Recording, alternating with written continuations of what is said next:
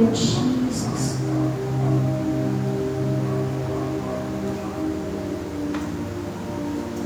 Hallelujah, Lord. Hallelujah, Jesus.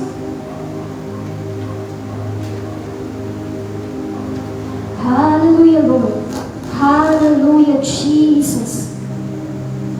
Hallelujah, hallelujah. Father, Lord, in the mighty name of Jesus, Panginoon, maraming salamat, Panginoon, sa buhay ng bawat isa, Panginoon, Lord, na ipinagkaloob mo sa amin, Panginoon. Salamat sa iyong grasya, salamat sa kabutihan mo, salamat sa katapatan mo, salamat sa pag-ibig mo, Panginoon, sa amin, Panginoon. Lord, sa gabing to, pumilos ka, Panginoon, Lord God. Let your voice be heard. In Jesus' name, Panginoon, Lord God. Ikaw ang makita. Ikaw ang maitaas, Lord God, sa pangalan ni Jesus, Panginoon, Lord God. Have your way. Have your way. Have your way, Jesus, Panginoon, Lord God. Lord, take all the glory, Panginoon, Lord God. Lord, sa mensahe mo ngayong gabi, Panginoon, Lord God, let it come out with power, Panginoon, Lord God. Convict your people, Panginoon, Lord God. Teach your people, Panginoon, Lord God. Lord, favor your people in Jesus' name, Panginoon, Lord God. Lord, have your way. We honor your name. We bless your name. We bless thy name, Jesus, O Lord. In the powerful name of Jesus, we pray. Amen. Praise the Lord. Hallelujah. Hallelujah. Praise the Lord. Pwede na pong maupo ang bawat isa. Ako ay masaya na makita kong muli ang bawat isa. Amen. Talagang kung ang kaaway po kumikilos, mas lalong kumikilos ang Panginoon. Amen. Sa buhay po natin, may mga pagkakataon na parang hindi natin siya nararamdaman. Hindi natin siya nakita. But know this and know that. Even when we don't feel it, God is working behind the scene. Amen. Ang Lord may gagawin lagi sa buhay natin. Amen. Imposibleng walang pagbabago.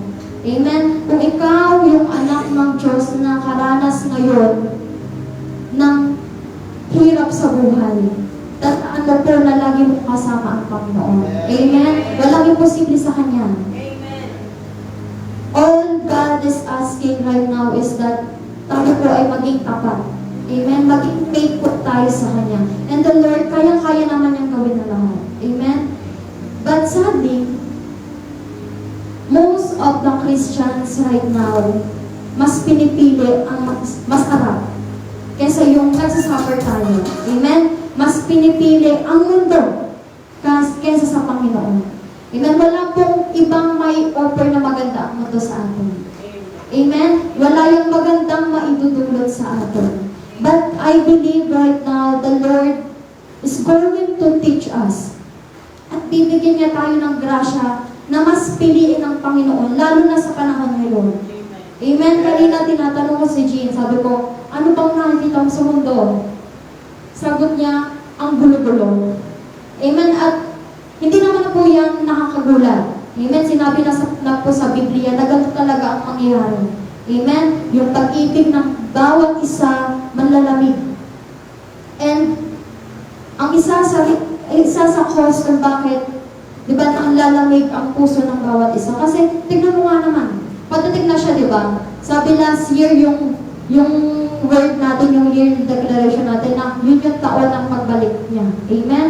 And talagang makikita natin yan sa mundo. Nagbabalik talaga ang Panginoon. Pabalik na talaga siya, malapit na siya. Amen? Kaya, wag na tayo magulat kung merong mga biglang nangyayari na hindi maganda. Amen? But tandaan lang natin, kahit ganito ang nangyayari sa mundo, kasama pa rin natin ang Panginoon. Amen? So, hindi na po tayo magpapaligoy-ligoy pa. Ang mensahe po natin ngayong gabi is entitled, The Cost of Disobedience. Amen? Baka iniisip natin, kapag tayo may hindi sinunod sa instruction ng Panginoon, ay okay lang.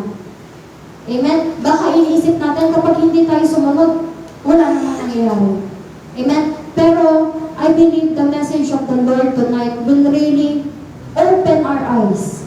Amen? Sa mga bagay na hindi natin alam. Sabi niya po sa Biblia na, call upon me, and and I will answer you and show you yung mga mighty at yung mga bagay na hindi natin alam. Amen? And tonight, I believe, as we go on to the message of the Lord tonight, God will really open our eyes to the things that we didn't know. Amen? So, just like the message of the Lord tonight, na sinabi na may cause pala.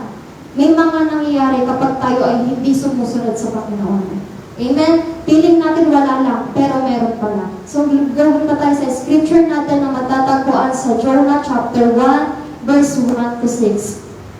Sabi po dito, the word of the Lord came to Jonah, son of Amittai, go to the great city of Nineveh and preach against it, because its wickedness has come up before me. But Jonah ran away from the Lord and headed for Tarshish. He went down to Joppa, where he found a ship bound for that port. After paying the fare, he went aboard and sailed for Tarshish to flee from the Lord. Verse 4, then the Lord sent a great wind on the sea, and such a violent storm arose that the ship threatened to break up. All the sailors were afraid, and each cried out to his own God. And they threw the cargo into the sea to lighten up the ship. But Jonah had gone below deck, where he lay down and fell into a deep sleep. The captain went to him and said, how can you sleep? Get up and call on your God. Maybe He will take notice of us so that we will not perish. So si Lord po, kung mabasahin po natin dito, meron po siyang instruction kay Jonah. Pero instead na sumunod, ang ginawa po ni Jonah ay tumakbo. Amen? Karamihan sa atin, nakakalungkot, gano'n ang ginagawa. Amen? May instruction, pero mas gusto yung sarili nilang yung kasiyahan, sarili nila, yung komportable kasi sila, mas pipiliin nila yung gano'n. Pero dito ipapakita ng Panginoon na sa bawat desisyon na ginagawa natin, sa bawat pagtanggi natin sa Panginoon, merong mga nangyayari. Amen? So si Lord po, nagpadala po siya ng great wind. And it threatened the ship to break up. Amen? Yung mawawasak na yung ship dahil dun sa lakas, sobrang hangin. Amen? And yung mga kasama nila, iba't ibang religion. Katulad nga sinabi dito, tumawag sila sa kanilang Diyos. Ibig sabihin, magkakaiba sila. Amen? So, ginawa nila ang lahat ng paraan para lang gumaan at hindi sila lumubog. Amen? Pero kapag ang Diyos, ito lang po ang gusto iparating ng Panginoon. Kung walang tulong ng Panginoon, kahit gano'n ka magpakapagod, hindi ka magtatagumpay.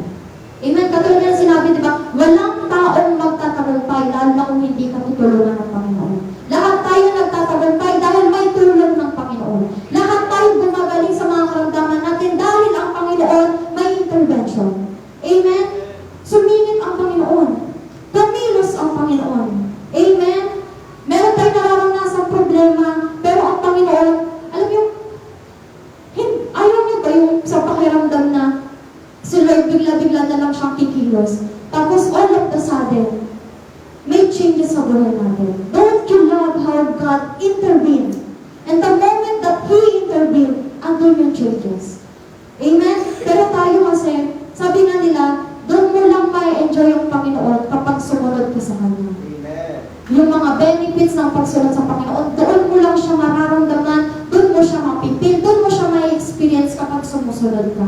Amen? So I believe the Lord is really calling us tonight na sumunod kung ano man yung naisipagawa ng Panginoon sa atin. Huwag nating takbuhan.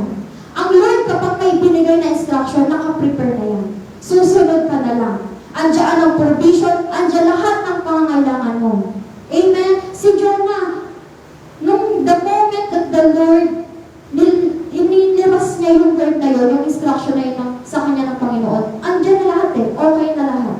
Susunod na lang siya. Ihahakbang na lang niya ang paa niya doon sa tamang path. Pero instead of doing that, lumiko pa siya. Amen? Minsan, nagkakaroon tayo ng problema tapos sinisisi natin sa Panginoon. Iniisip pa nga natin na punishment Pero hindi natin alam. It is the cause of our disobedience to the Lord. Amen? Sinisisi natin lagi sa Panginoon, ganito nangyayari sa akin. Bulag ka, Lord, ganito na nga nangyayari sa akin, wala ka man lang ginagawa. Lord, ganito na nga nangyayari sa akin, hindi mo man lang pakinggan. Pero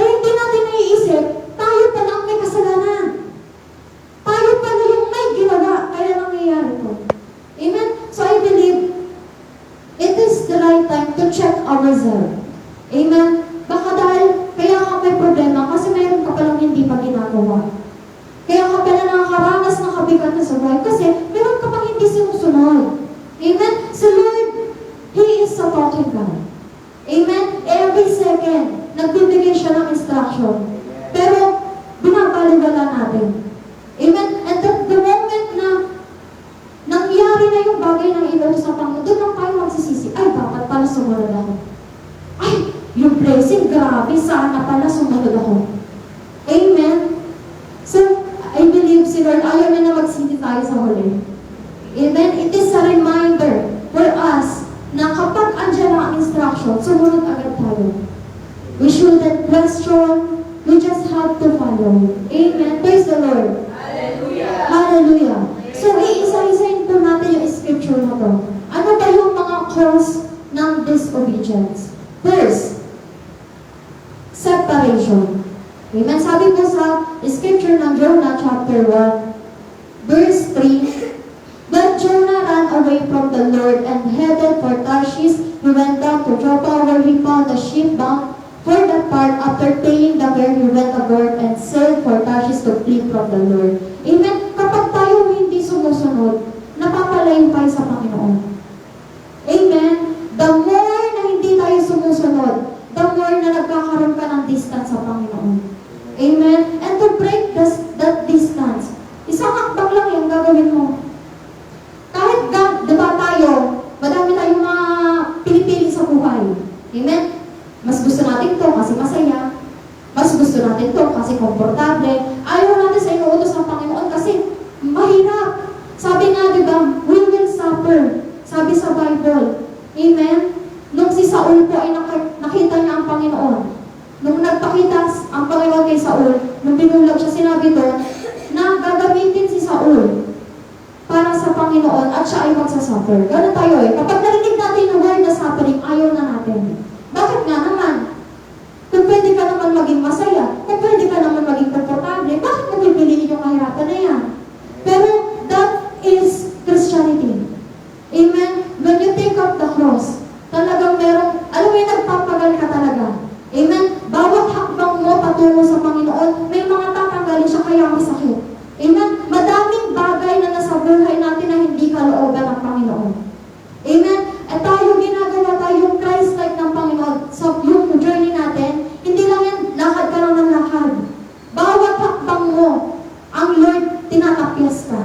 Bawat hakbang mo, ang Lord binabago ka. Bawat hakbang mo, ang Lord itinataas ka. Bawat hakbang mo, ang Lord pinagpatalumpay ka. Amen? At yung dulo niya, napakaganda. Amen? Kaya tayo, para sa bawat isa na nakikinig sa mensahe ng Panginoon ngayong gabi, I believe the Lord is calling you right now to really follow Him. Amen? And do His will. Stop mo na yan, kapatid. Yung mundo, ang gulo-gulo na. Amen? Ang hirap-hirap. Ang buhay pa mahirap.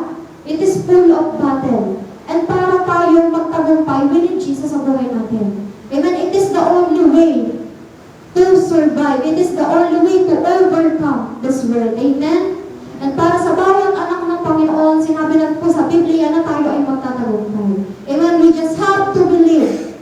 Amen? We just have to believe to the Lord sa mga nangyayari sa buhay natin. Kahit ano pa yung circumstances na meron tayo, panghawakan natin ang salita ng Panginoon. Dahil ang salita ng Panginoon ay hindi nababawasan, hindi nababago. Amen? Amen.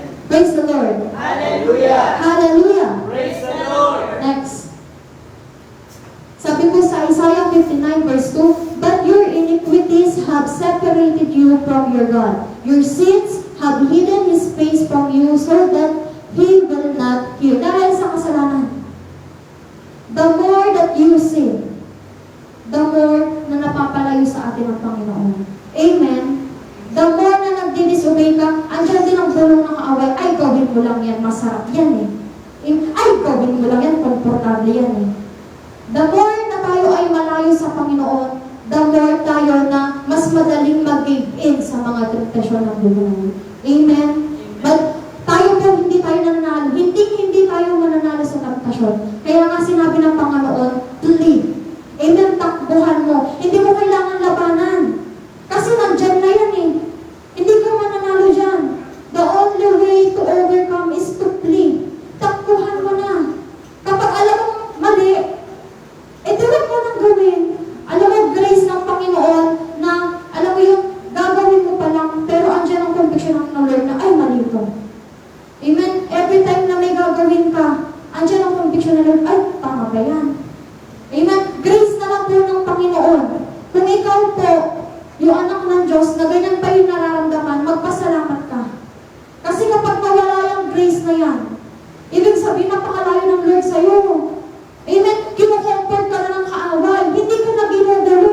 Wala nang, alam mo yung parang wala nang hatak ang nangyayari. Amen? Pero pasalamat tayo sa Panginoon kasi hindi niya tayo pinapabayaan.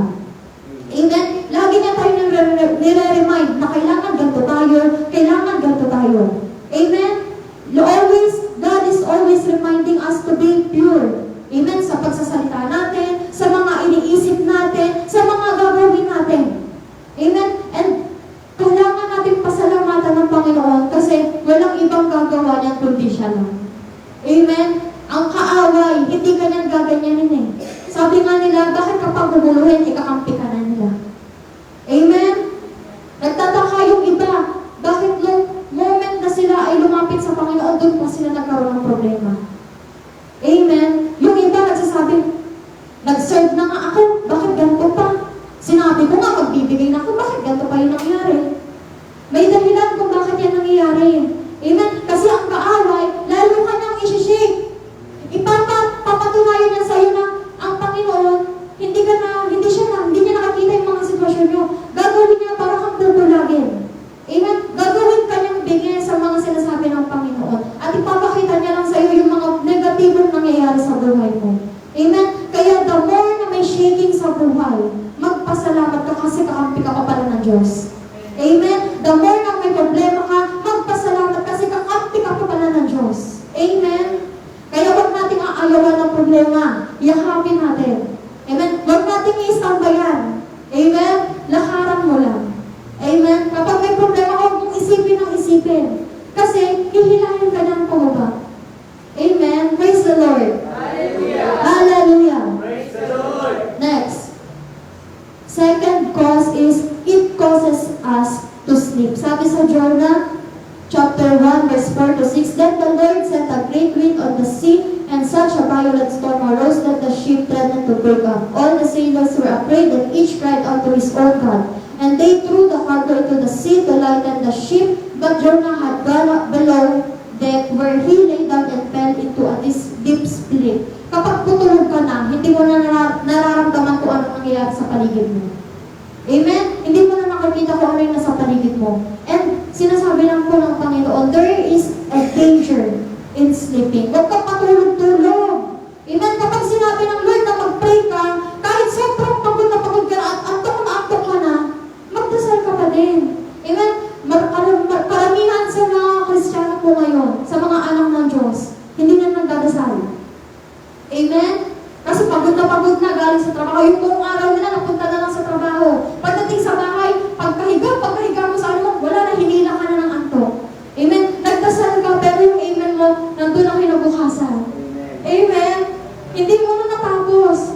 Pero sinabi po ni Lord, when it is the time to pray, talagang gisingin mo ang sarili mo. Mag-alarm ka, uminom ka ng kape, magdasal ka lang. Amen? There is someone in the Bible na instead of praying, ay natulog siya.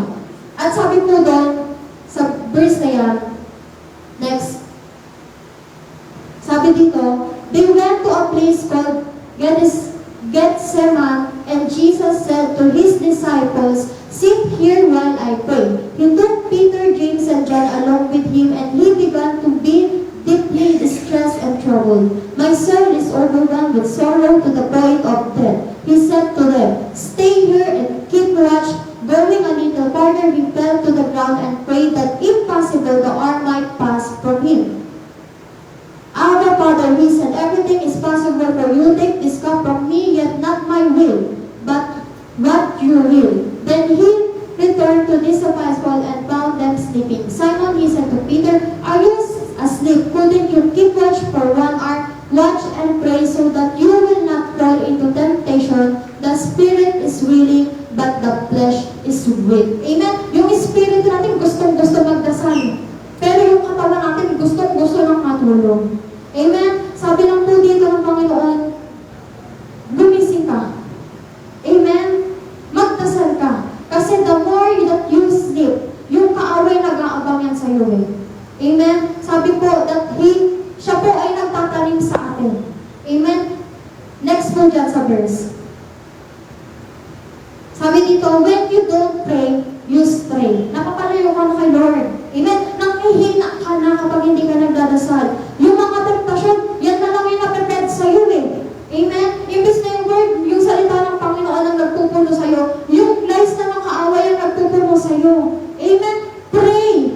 Magdasal po tayo hanggang, alam mo yun, ang Lord talagang binibigyan pa tayo ng time at ng grace na makapag-pray. Kasi sa ibang bansa, sa ibang lugar, hindi ka na nga makahawak ng Bible eh. Amen? Hindi ka na makapagbasa ng salita ng Panginoon. Kaya tayo, bless tayo. Kasi ang Lord, alam mo yun, ang grace niya nandito pa sa atin. Amen? Binibigyan tayo ng grace ng Panginoon na magbago.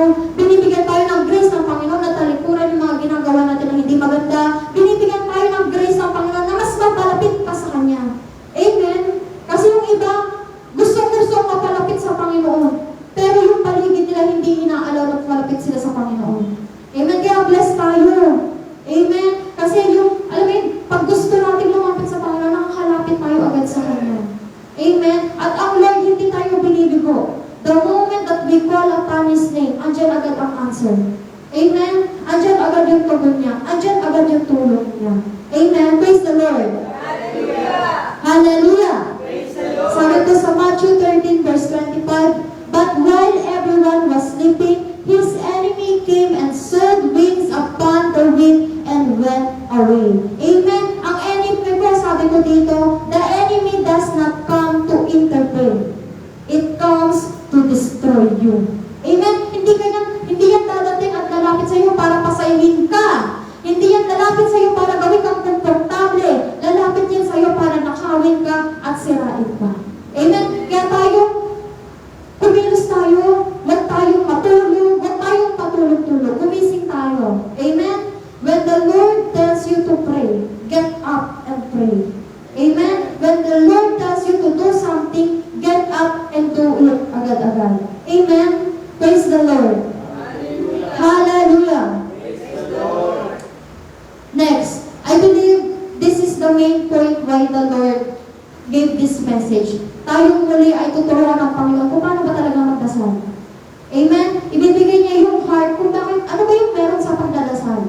Kasi kaya kapag tayo natulog na lang ng natulog, tayo po nanghihina ng nanghihina. Kapag hindi tayo lumalapit sa Panginoon, yung blessing, yung tulong, yung grasya, yung kalakasan, palayo din ang palayo sa atin. Amen? And I believe the Lord, gusto niyang mas mapalapit pa tayo sa isa't isa. Amen sa Kanya. Amen talagang magbigay tayo ng oras sa Panginoon. Amen? Especially sa mga panahon ngayon na puro na lang bulong. Puro na lang confusing na lang na bagay yung naririnig natin. Puro na lang, alam mo yung pag-open ko sa Facebook, nakikita ko puro na lang BBM Sara. Ganto daw ang nangyari, ganto. Ang gulo-gulo. And si Lord, I believe, si Lord gusto niyang pagkaroon ng peace ang puso ng bawat isa. That's why, si Lord, tuturuan tayo pagdasal. Sabi po dito, sa Matthew 6, verse 6 to 14, but when you pray, go into your room, close the door, and pray to your Father who is unseen. Then your Father who sees what is done in secret will reward you. And when you pray, do not keep on babbling like pagans, for they think they will be heard because of their many words. Do not be like them, for your Father knows what you need before you ask Him. Napakabuti ng Panginoon. Amen? Sabi dito, this then is how you should pray. Our Father in heaven, hallowed be thy name. Pansin po natin yung prayer na ibinigay ng Lord. Amen? Yung una, puro papuri sa Panginoon. Yung pangalawa patungkol sa atin. Na ito yung po yung kadalasan na nakakalimutan ng mga Kristiyano. Kadalasan kapag nag-pray tayo, Lord, ibigay mo sa akin to, yun agad. Lord, bigay mo naman sa akin to, yun agad. Pero don't you know that prayer is not about us? It is about the Lord. Amen? Ano ba yung nararamdaman niya when you pray? Did He feel love? Did He feel worship? Did He feel honor? Yun ba ang nararamdaman ng Panginoon? Our feelings is secondary, but what God experiences, yun yung dapat ang una. Amen? Pag nagdasal tayo, alisin mo yung mata mo sa sarili mo. Hindi na lang dapat ikaw lagi. Amen? Kapag nagdasal ka, come to worship the Lord. When you pray, come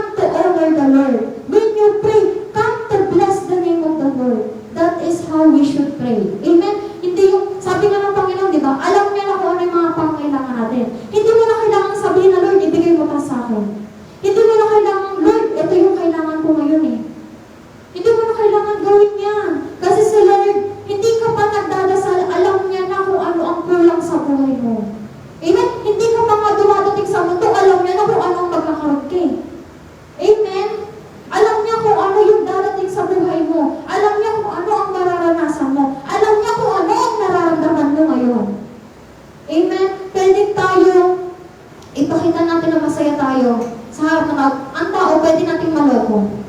Pero ang Panginoon, hindi natin maloloko. Sa tao, pwede ka makapagsinungaling. Pero sa Panginoon, wala kang maitatago sa Kanya. Kasi nakikita niya ang lahat. Amen? Pwede mong sabihin na masaya ka, pero yung puso mo natutulog na. Amen? Amen. I believe the Lord is telling us right now to really be true sa sarili natin. Amen? Maging totoo tayo. Our prayer should not be like about ourselves. About me. About me. About I. Hindi dapat laging ganun lagi. Amen? It's time to really, alam mo yun, pasalamatan natin Panginoon, napakabuti niya.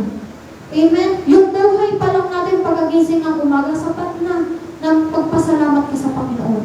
May kakainin ka, may merienda ka, may almusal ka, magpasalamat ka sa Panginoon. Kasi yung iba walang ganyan. Amen. Amen? Nakapunta ka ng simbahan, nang nakasakay sa tricycle, magpasalamat ka kasi yung iba naglalakad lang. Amen? Ang daming reason na tayo ay magpasalamat sa Panginoon. Amen? We have so many reasons to praise and honor His name. Amen? And I believe that the Lord talagang nangusap sa puso ng bawat isa. Amen? Ang Lord talagang nai-impose niya, ano ba yung dapat mong gawin? Amen? Ano ba yung dapat mong sabihin? Amen? So, let's come to the Lord as we pray. Amen? We're going to pray tonight as we end the service. Let's stand up to our feet and let us just honor God. Huwag tayong manghingi sa Panginoon ng kung ano-ano kasi ang Panginoon, alam ko na alam niya kung ano ang pangangailangan natin. This is the time that you should praise the name of the Lord. This is the time that you should be thankful, appreciate His name, honor His name. Amen? Si Lord, kapag ginawa mo yan, He will add those things na kakailanganin mo. Amen? Put God first. In your prayer, put God first, not yourself. Amen? So, church, let us worship the Lord. Let us thank the Lord. Let us honor the Lord this night. Heavenly Father, Lord, in the mighty name of Jesus, Panginoon, Lord, the Lord, we bless your name, Panginoon. We bless your name, Panginoon, Lord God. We bless thy name, Jesus, Panginoon, Lord God. Lord, we honor you. We honor you. We honor you, Panginoon, Lord God. Lord, your name is above every other name, Panginoon, Lord God. Lord, there is none like you, Panginoon, Lord God. Lord, maraming salamat, Panginoon, sa ginawa mo ngayong gabi. Salamat sa presensya mo, Lord God. Thank you for your presence. Thank you for your grace. Thank you for the strength, Panginoon, Lord God. Thank you for all the blessing, Panginoon, Lord God. Thank you for the things that you are doing in our life, Lord God, behind the scene, Lord God. Maraming salamat sa pagkilos mo at pagiging hari sa buhay ng bawat isa, Lord God. Lord, patuloy kang maging hari. Patuloy kang maitaas, Lord God. We bless your name. We bless your name. We bless your name. We bless your name, Jesus, Panginoon, Lord God. Lord, maraming salamat, Panginoon, Lord God. Lord, sa agabing to, Panginoon, Lord God, patuloy kang kumilos, Panginoon. Patuloy kang mag-usap sa buhay at puso ng bawat isa, Lord God. Lord, we honor you. We bless your holy name. In the mighty name of Jesus,